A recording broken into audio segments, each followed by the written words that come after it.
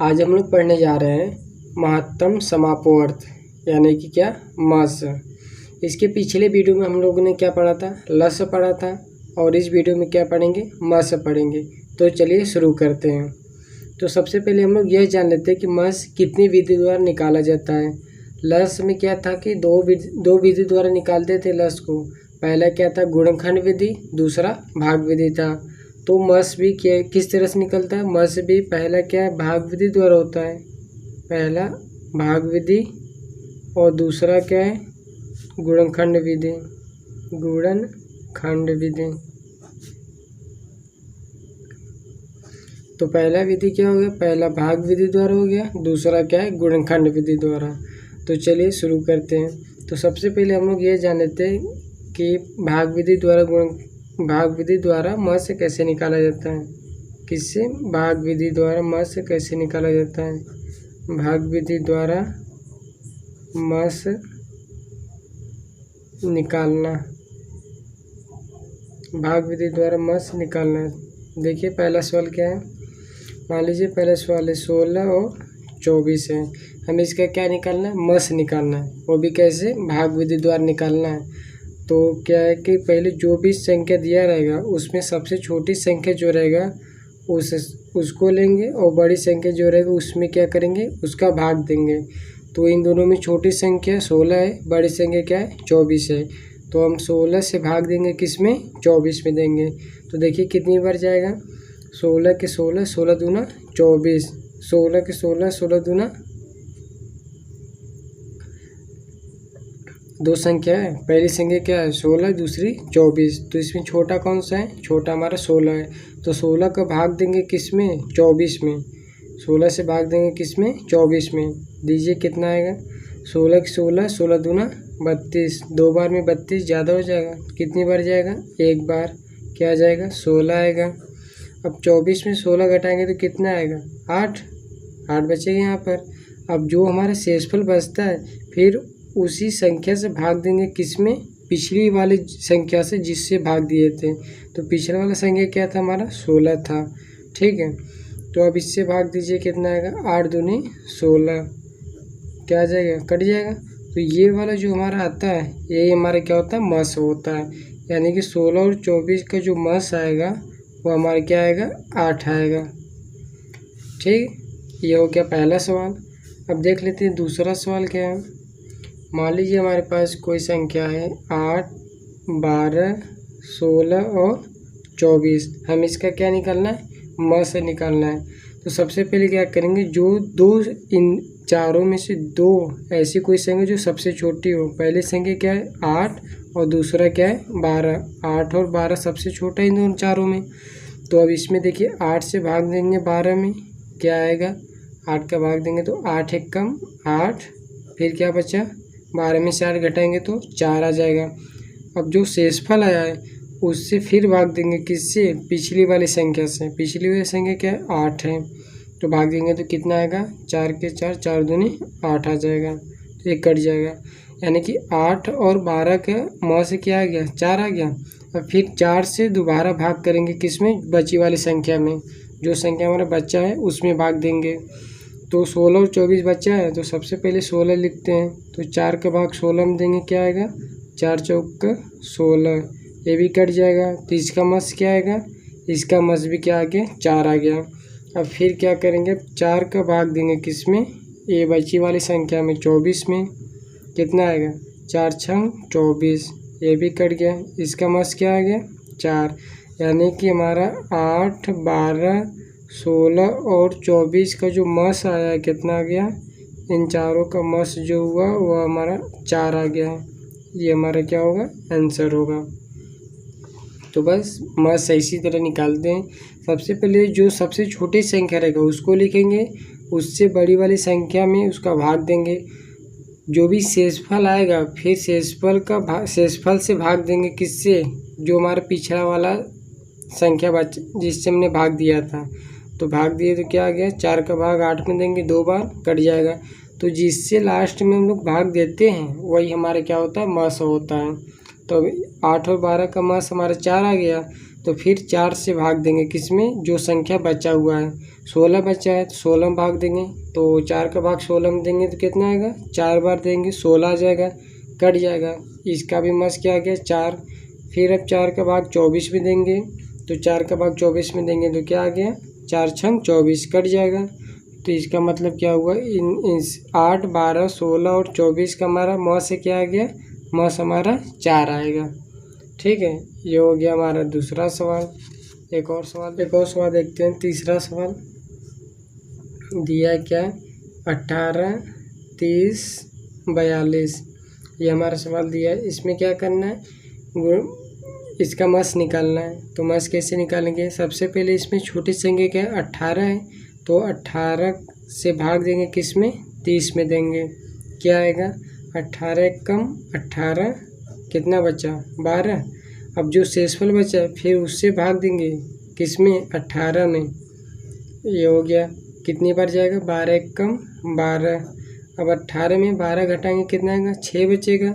अब फिर से देखिए 6 बच गया शेषफल। अब 6 का फिर से भाग देंगे किस में, इस वाले संख्या में 12 में, तो कितना आएगा, 6 दूनी के 12, ये कट गया। इसका मस से क्या आ गया, 6 आ गया। अब फिर से क्या करेंगे, जो हमारा मस आया उस संख्या से जो बचा संख्या उसमें भाग देंगे, तो 42 में भाग देंगे। 6 का कितना आएगा, 6 सते 42, कट जाएगा। यानी कि मस हमारा क्या आ गया, 6 आ गया। मस से कितना आया, मस बराबर 6। ये हमारा क्या हो गया, आंसर हो गया इसका। ठीक है, तो वही भाग विधि द्वारा मस इसी तरह निकालते हैं। जो भी संख्या उसका सबसे छोटी संख्या से भाग देंगे उससे बड़ी वाली संख्या में। जो भी हमारा शेषफल बचेगा उस शेषफल से फिर से भाग देंगे पिछली वाली संख्या में।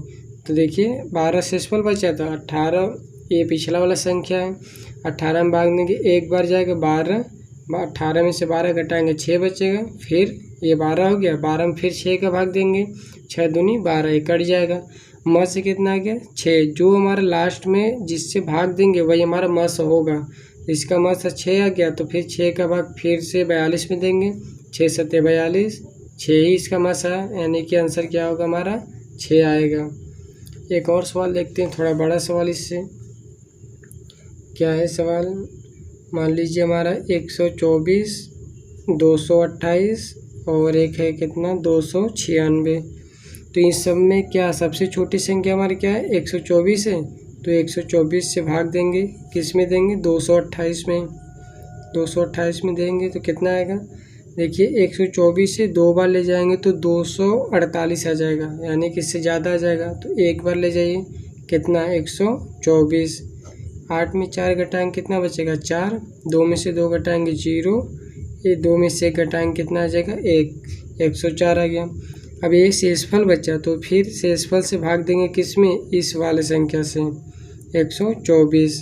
क्या आ जाएगा, कितनी बार, एक बार, 104। 124 में 104 घटाएंगे क्या आएगा, 20 आएगा। अब ये शेषफल 20 बचा, फिर 20 से भाग देंगे किस में, 104 में। देखिए कितना आता है, 20 का भाग देंगे 104 में तो क्या आएगा, 20 पंजी कितना होता है, 100। ये कट जाएगा कितना, 104 में 100 घटाएंगे तो हमारा बचेगा 4। अब फिर से क्या करेंगे, 4 का भाग देंगे किस में, 20 में, कितना आएगा, देखिए 4 बचे 20, कट गया। यानी कि हमारा मस से कितना हुआ, इसका 4 आ गया मस इसका। अब जो 4 आया है, अब इसका फिर से भाग देंगे किस में, ये जो संख्या हमारा बच्चा है 296 में, भाग दीजिए कितना आएगा, 29 है, कितनी बार जाएगा, 4 सत्ते 28, कितना बचा, 1 बचा, और यहाँ पे कितना है, 16 है, 16 आ गया।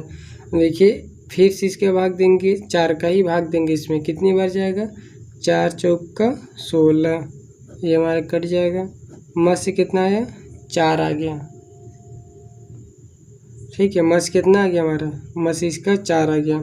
देखिए यहाँ पर 296 है, हमें ऐसी संख्या लिखना, मतलब भाग देना उतनी बार देंगे कि यहाँ पर शेषफल जो हमारे 4 है उससे कम ही आना चाहिए। ठीक है, यानी कि इसका पहले भाग दिया 28, 7 बार गया तो कितना बचा, 1 बचा। अब ये 16 जो है इसको भी उतारेंगे, फिर से इसके 4 का ही भाग देंगे 16 में, तो हमारा क्या आ गया 4 चौका 16, ये कट गया हमारा। तो क्या आया मस इसका 4, यानी कि मस हमारा क्या आ गया इसका मस आ गया हमारा 4। ठीक है, तो इस तरह सवाल होगा मस का, भाग विधि द्वारा हो गया ये। अब देख लेते हैं 2-3 सवाल गुणनखंड विधि द्वारा मस से कैसे निकालते हैं। गुणनखंड विधि द्वारा मस से कैसे निकालते हैं, गुणनखंड विधि द्वारा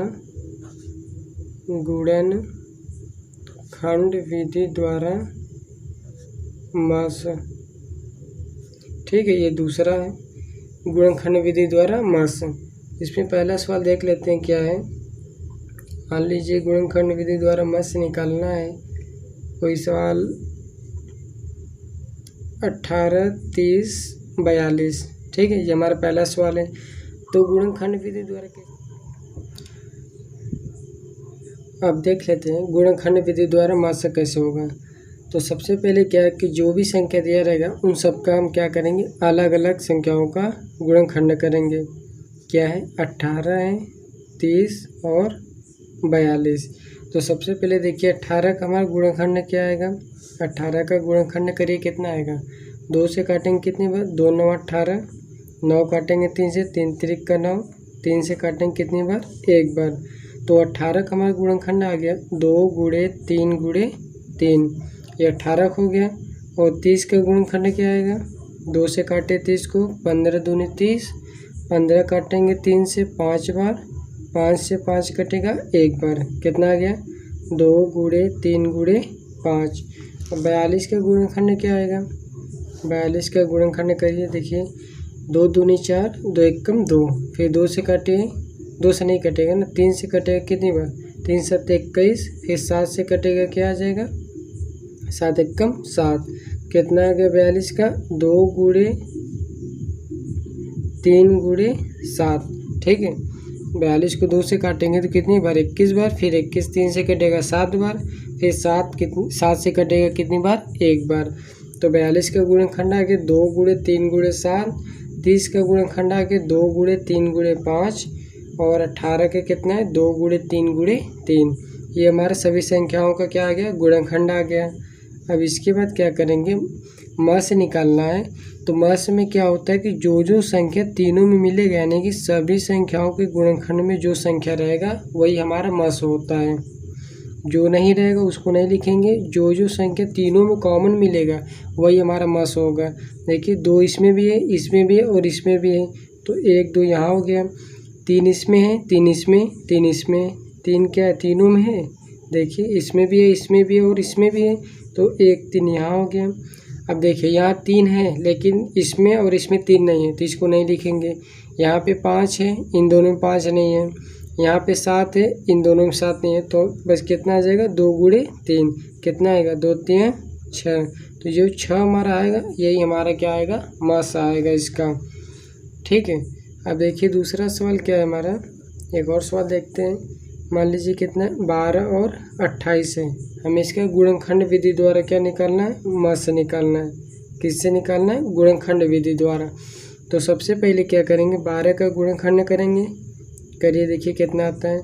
2 से काटेंगे कितनी बार 6 बार, फिर 2 से काटेंगे 6 को 3 बार, 3 किससे कटेगा 3 से 1 बार, कितना आ गया 12 का गुणनखंड 2 गुणे 2 गुणे 3 आ गया।